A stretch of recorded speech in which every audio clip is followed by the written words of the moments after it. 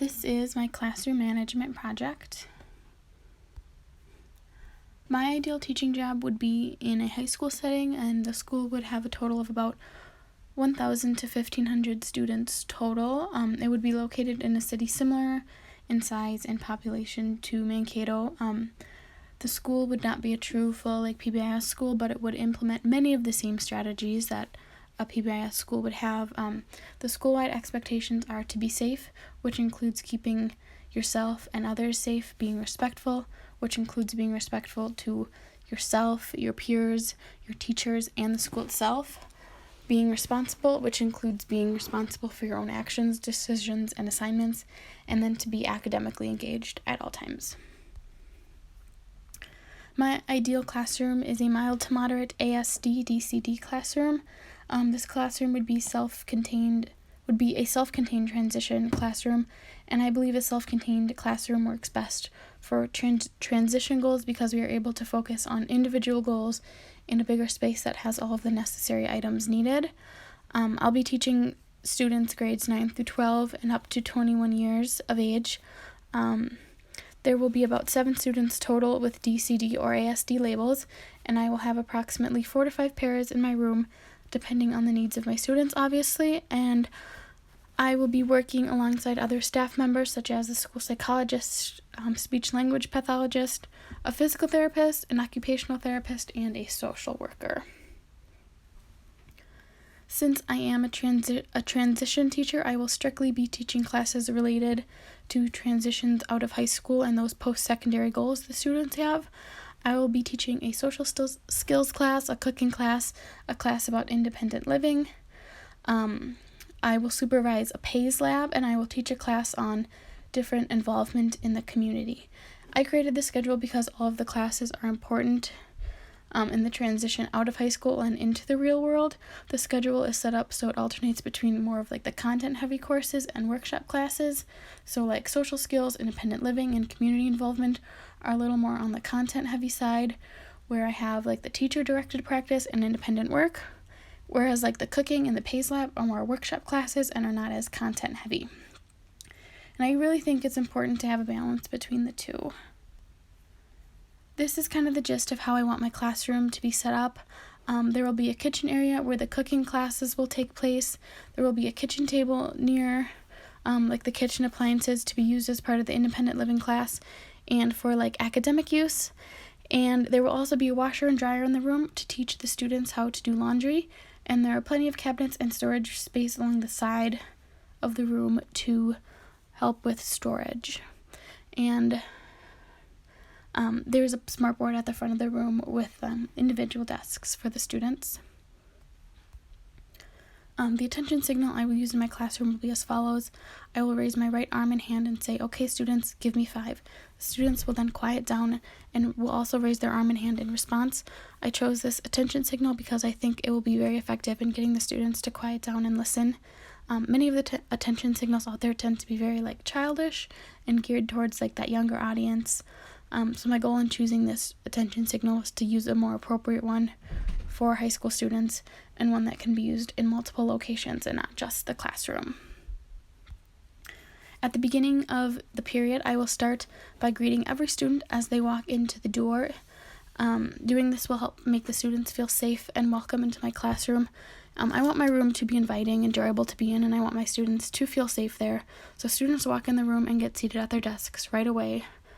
After the bell rings of the first period of the day, I will take attendance and I will have a quick 1 to 2 minute welcome conversation with each student, and during these conversations, I will see how each individual student is doing that day, if they're having a good or bad day, and just get a general sense of what's going on in their life. And again, I want them to feel safe sharing with me and to understand that I care and that I really am there to help them. And then I will have a short 5-minute warm-up activity with the class before I start the lesson. And then at the end of each period, I will reserve the last 5 minutes for cleaning up the activity done that day and for just general organization of the classroom. And I hope that really teaches the students a responsibility that they can't leave my room a mess all the time. I will follow that by giving positive and corrective feedback about that class period. Then I will tell the students what we are doing in class the next day. And finally, I will dismiss the students. My classroom rules and expectations are as follows: be on time, on task, and prepared to learn every day. Keep all personal electronic devices in your backpack or locker. Listen to and follow all directions the first time they are given. Treat the classroom, other students, the teacher, and yourself with respect. These expectations are predetermined and taught by me, the teacher, and they're all very important aspects in having an efficient and positive classroom. I will teach my students these expectations the first few days of school, and I will review and reteach them as needed or often. I will use positive reinforcement statements when my students follow the classroom rules and expectations to know that they're doing what is being asked of them. And I will try to use more positive reinforcement statements than I do consequences. I will also use a class reward system where if the whole class is following the rules and expectations, I will give class points. And if the class has reached a certain amount of points, they will get a reward predetermined by the class themselves.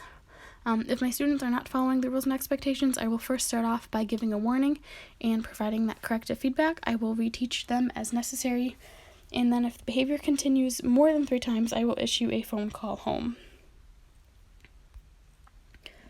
Whenever I assign classwork or homework, I will always write the assignments on the board with a clear due date, so students are always aware of when things are due. This helps to keep both them and me organized. It also helps if students are absent, so they know kind of what they missed and then when their assignment is due. I will also be sure students are writing assignments down in their planner by doing random checks throughout the week. If I assign some longer projects, I will always remind students of the due dates as they are coming up, just for that gentle reminder. If a student loses work easily or often, I will make sure that they have a place to keep or store their assignments, such as a folder or a binder, and I want to really push responsibility, and I don't want to be the teacher that's always giving extra copies of missing work or work that they lose. So I will then assign independent work that can be completed by students in the time that I have given them. This allows the students to be willing to work on the assigned work because they know that they should be able to get it done in the given time if they're on task the full time. In order to be sure independent work can be completed by all students, I will modify assignments as needed, provide alternate assignments, and work with small groups of students who may need more help. It's also important that I teach students how to behave during independent work time and then what is appropriate behavior to be doing. I will try to provide enough guided practice during the initial lesson so students are able to complete the skill on their own without asking for help all the time. And then with that, I will also teach students how to appropriately ask for help when needed during work time. I will provide I will provide feedback on student work so they know that if they are fully understanding the content or if they may need more practice. And I really want to maximize on-task behavior in my classroom, especially during that unstructured work time when it is difficult for students to be on task. If students are frequently having missing or late work turned in, I will check grades and missing work with them weekly. I will check grades and see if there's any missing assignments, and then I will also assist them in completing their missing work, even if it's not for one of my classes. And if the student is consistently missing work or turning it in late, I will always talk to that student first and kind of see why it's happening and what's going on with that, because I don't want to impose a consequence until I know what is going on with the student. My penalties for late work are as follows.